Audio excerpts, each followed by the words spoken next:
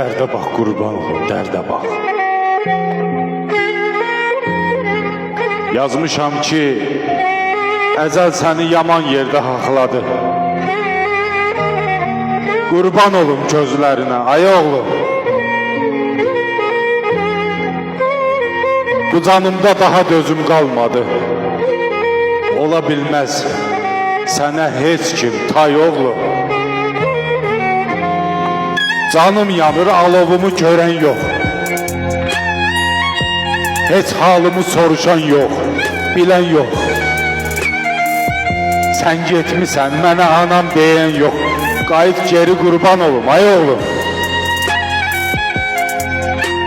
Əziyyət, zülüm çəkdim, səni böyütdüm.